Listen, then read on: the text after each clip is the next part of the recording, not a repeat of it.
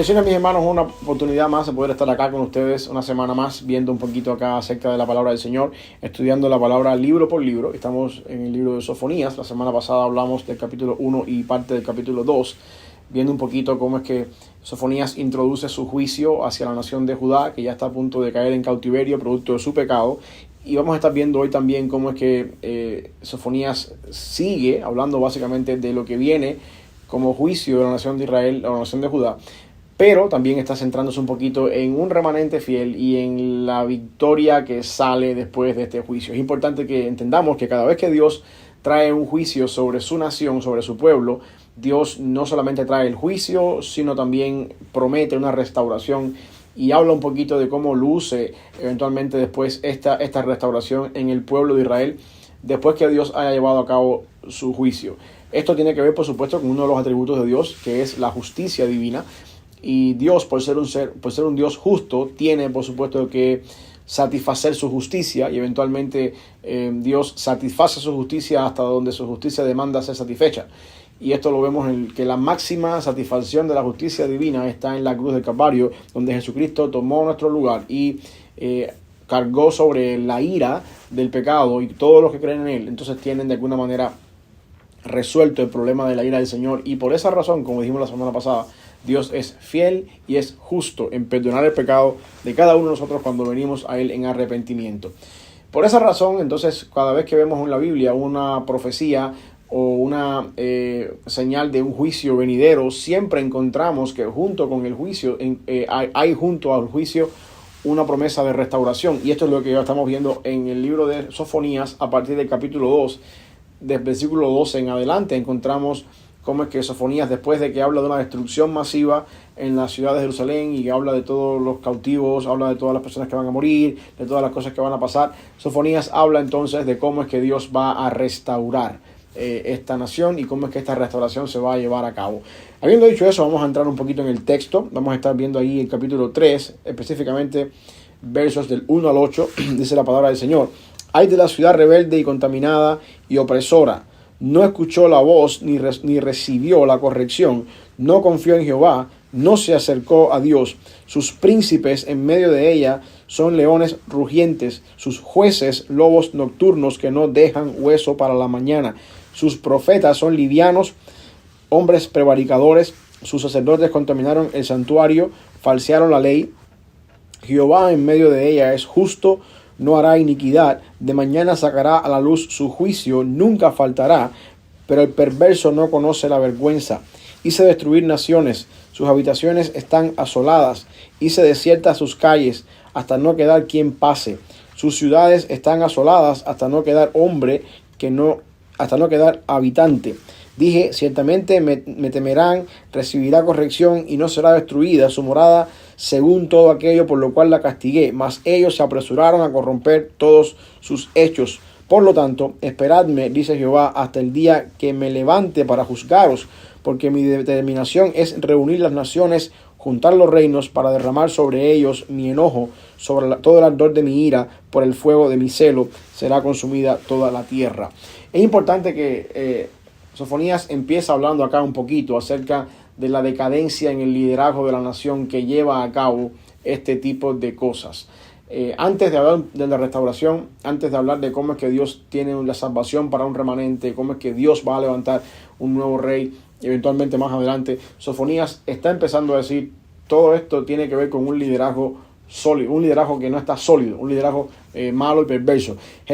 Sofonías habla ahí acerca de algunas personas dentro de la nación, príncipes, jueces y profetas, y también eventualmente sacerdotes. Son personas que estaban supuestos a desarrollar el liderazgo en la nación en sus diferentes funciones. Los príncipes en la parte política, aquellas personas que se encargaban de llevar el equilibrio político en la nación. Después encontramos los jueces, aquellos que se encargaban de mantener la justicia dentro de la nación, y los profetas, personas que se encargaban de traer la palabra del Señor. Cuando en la ciudad de Jerusalén estaba la parte política, la parte judicial y la parte religiosa en su nivel donde tenía que estar, eso de ahí para abajo hacía que la nación de cierta manera tuviera un equilibrio.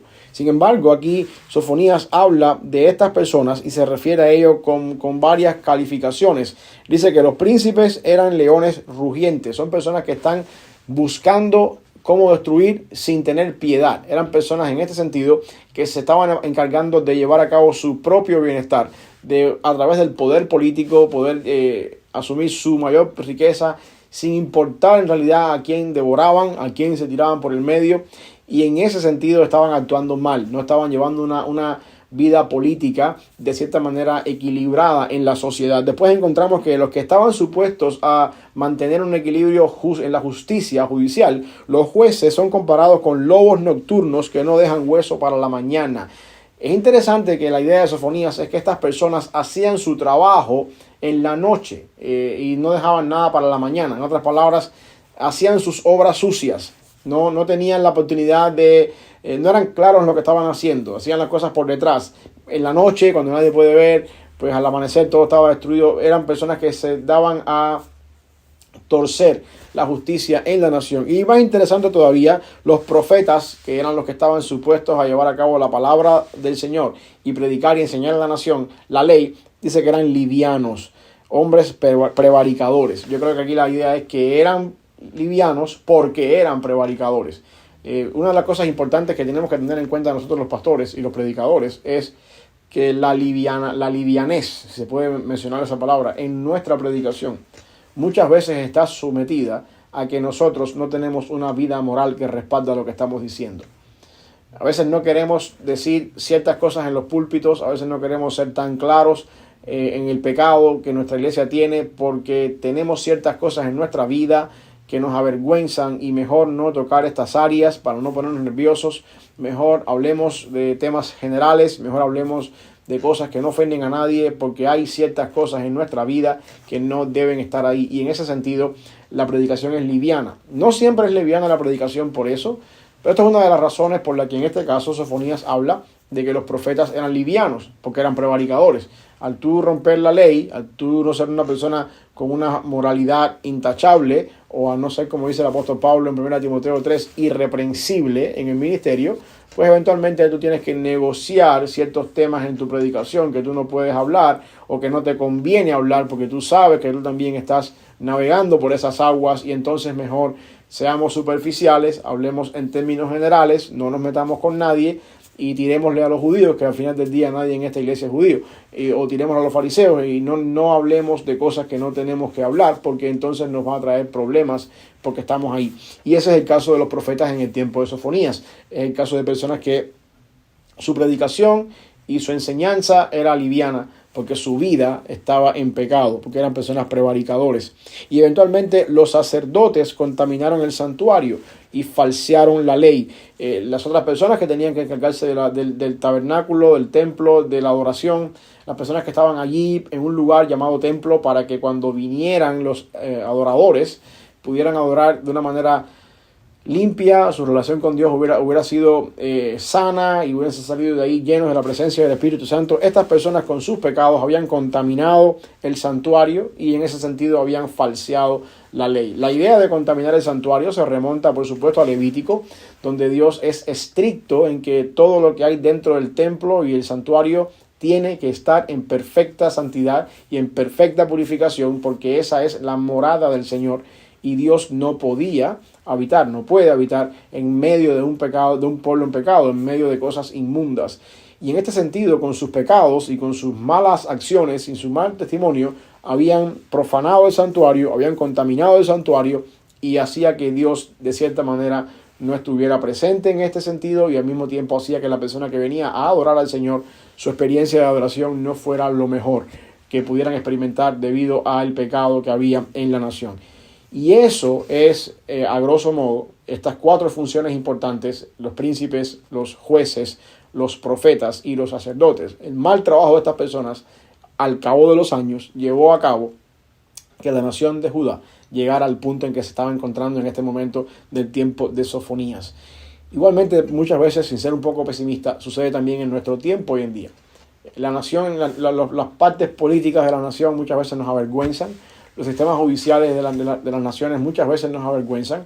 Los profetas, que quizás hoy en día lo más cercano que tenemos a los profetas son los pastores y los sacerdotes, aquellas personas que tienen que ver con la adoración en las iglesias, muchas veces nos avergüenzan y muchas veces un liderazgo que no está bien, un liderazgo que no está sólido y establecido en el carácter es un problema. Una de las razones por la que este ministerio se llama conocimiento y carácter es porque uno de los propósitos con esta idea es que nosotros queremos con el conocimiento bíblico fortalecer nuestro carácter, porque creemos básicamente en este ministerio que el carácter es como el fundamento sólido sobre el cual se edifica un ministerio. Nosotros no queremos edificar un ministerio o edificar un conocimiento sobre una base que no está sólida, y eventualmente cuando empecemos a caminar y a subir en la vida cristiana y empecemos a tener cargos y responsabilidades y, como dirían por ahí, nos vamos un poquito virales en las redes sociales y todo el mundo empieza a hablar de nosotros, pues eventualmente la fama se nos vaya para la cabeza y todo lo que hemos construido se derrumba porque nunca tuvimos un carácter sólido, lo suficientemente sólido para manejar ciertas cosas. Por eso es que este ministerio tiene este nombre, conocimiento y carácter. Nuestra idea es fortalecer el carácter a través del conocimiento de la palabra del Señor, porque es la única manera que nos evita a nosotros caer en esta situación en la que se encontraban estas personas en el tiempo de Sofonías. Así que esto es un problema en el liderazgo.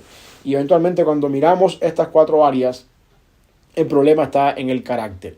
Los príncipes habían perdido su carácter y se habían vuelto a hacer cosas que no tenían que hacer. Igual pasaba con el sistema judicial, producto de un carácter que no era sólido, habían perdido su responsabilidad y estaban haciendo lo que no tenían que hacer. Y así mismo pasaba con los profetas y también con los sacerdotes, que por un problema de carácter habían llevado todo esto a un problema serio. Y el mundo nuestro hoy en día pasa por lo mismo. Estamos en una crisis de liderazgo en todas las esferas de la vida, desde las presidencias de los países hasta las compañías, las empresas. Encontramos que muchas veces el problema más grande que hay en nuestra sociedad, en el liderazgo de la sociedad, es un problema de carácter. Igual muchas veces pasa también en las iglesias. Cuando miramos las iglesias y empezamos a ver los problemas en la iglesia, es fácil que podamos conectar muchos de los problemas en la iglesia a un problema de carácter. Y esto llevó a la nación de Judá al punto de la debacle, al punto del desastre, que era donde se encontraban en este momento. Lo otro que quiero que veamos acá es básicamente la idea de un remanente fiel. Cómo es que Dios se encarga de preservar un remanente siempre, cada vez que tenemos un juicio. Eso lo encontramos en los versículos del 9 al 13 del capítulo 3 de Sofonías. Dice la palabra del Señor aquí, que en aquel tiempo devolveré yo a los pueblos pureza de labios, para que todos invoquen el nombre de Jehová, para que les sirvan de común consentimiento. De la región más allá de los ríos de Etiopía me suplicarán. La hija de mis esparcidos traerá mi ofrenda. En aquel día no serás avergonzado por ninguna de tus obras con que te resbalaste contra mí, porque entonces quitaré de en medio de ti a los que se alegran en tu soberbia, y nunca más te ensoberbecerás en mi santo monte. Y dejaré en medio de ti un pueblo humilde y pobre, el cual confiará en el nombre de Jehová. El remanente de Israel no hará injusticia ni dirá mentira, ni en boca de ellos se hallará lengua engañosa, porque ellos serán apacentados y dormirán, y no habrá quien los atemorice.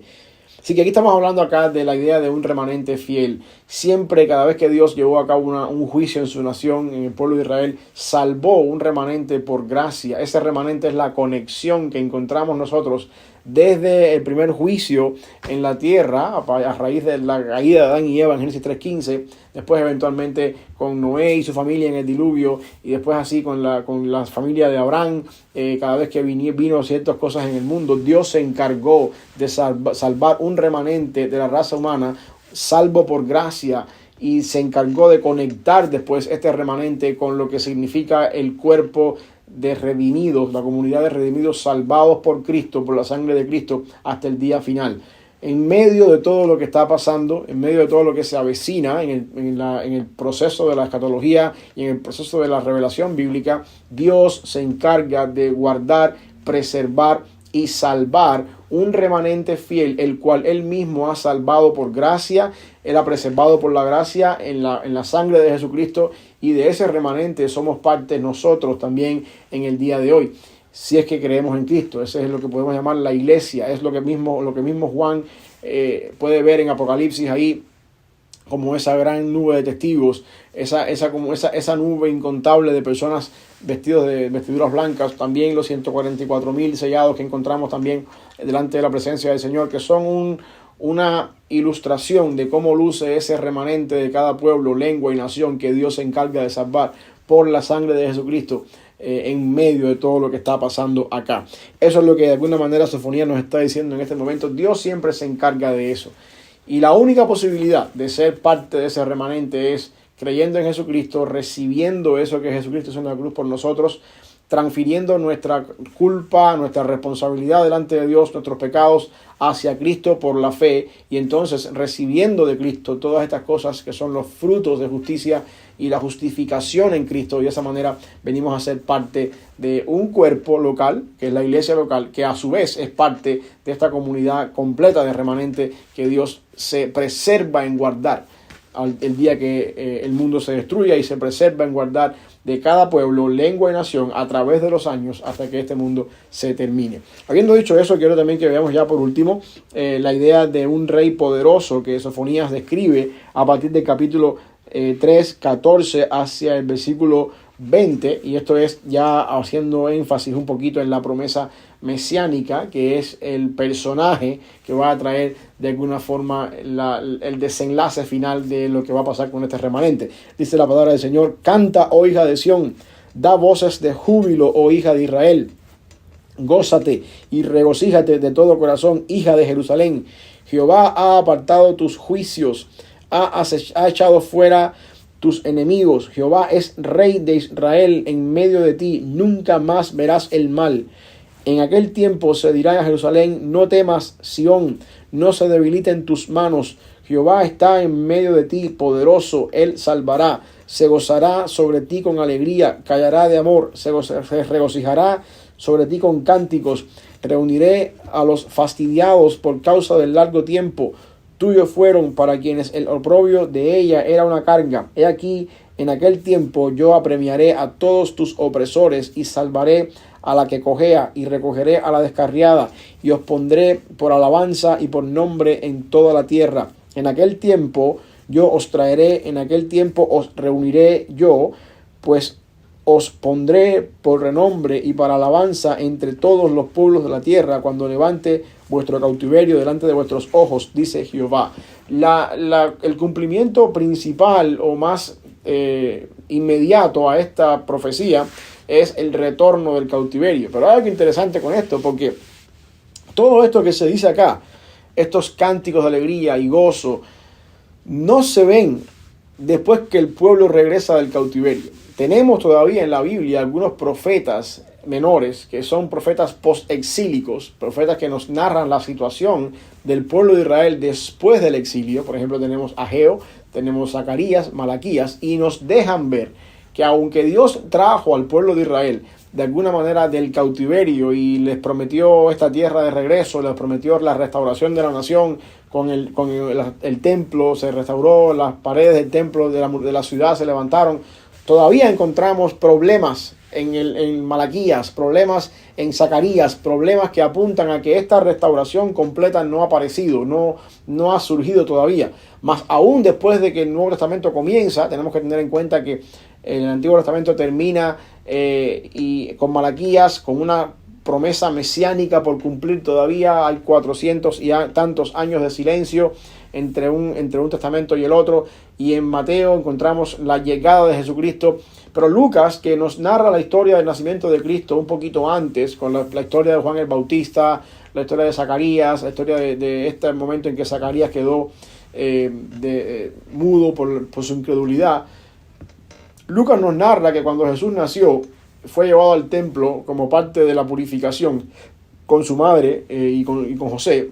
Y dice que en el templo habían dos personas, Simeón y Ana, dos personas de avanzada edad, quienes esperaban la consolación del Señor, quienes de alguna manera u otra eran parte de un pueblo que había sido regresado del cautiverio hacía más de 4 siglos y todavía estaban esperando esta consolación que Sofonías de alguna manera promete aquí pero que no había venido todavía. Lo que quiero que entendamos básicamente es que estos cantos de alabanza, estos cantos de gloria, estos cantos de liberación, no se cumplieron literalmente cuando el pueblo regresó después de 70 años de cautiverio, sino que se cumplieron básicamente con la venida de Jesucristo. Porque al mismo tiempo, estas dos personas de avanzada edad que estaban en el templo, Simeón mismo exclama y dice: despide a tu siervo en paz, porque mis ojos han visto al Salvador.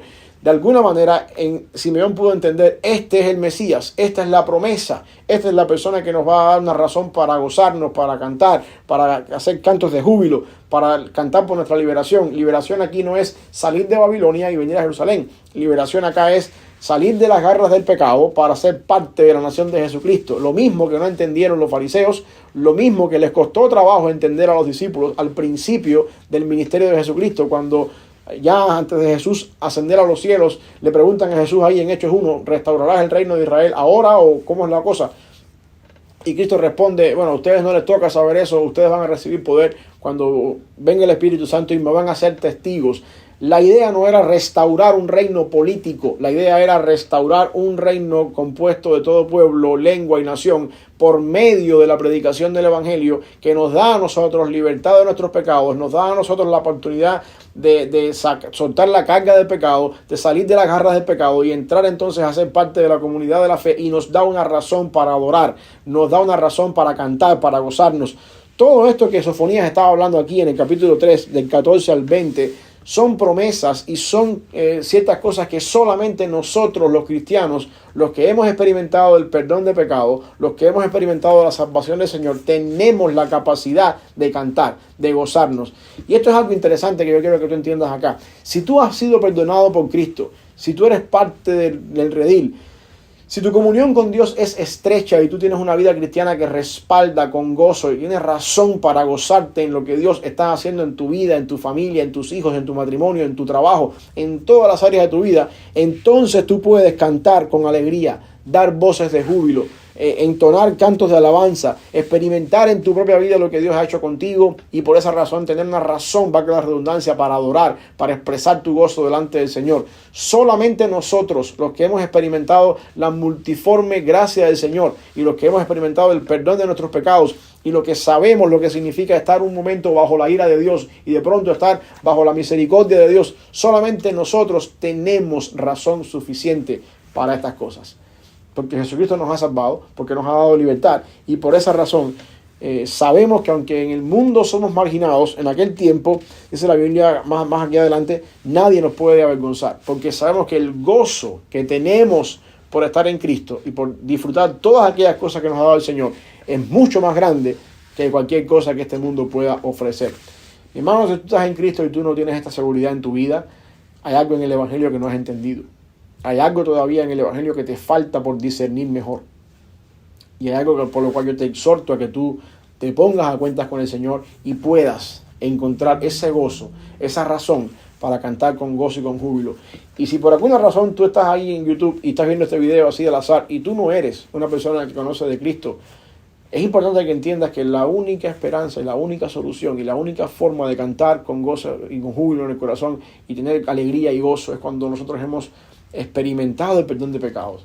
Y para eso lo que tienes que hacer es arrepentirte de tus pecados, creer en el Señor y confiar en todas las promesas que el Señor te ha dado. Así que esta promesa de restauración final eventualmente se cumple en ese rey que Dios envía, que no fue ninguno de los reyes que Israel tuvo, que tampoco fue un regreso a la tierra geográfica de Jerusalén, sino más bien fue la venida de Jesucristo, el Rey de Reyes, Señor de Señores, Emmanuel, Dios con nosotros, quien vino a salvarnos, a rescatarnos y a darnos esa razón para eventualmente cantar con gozo, gozarnos y alegrarnos. Dios te bendiga.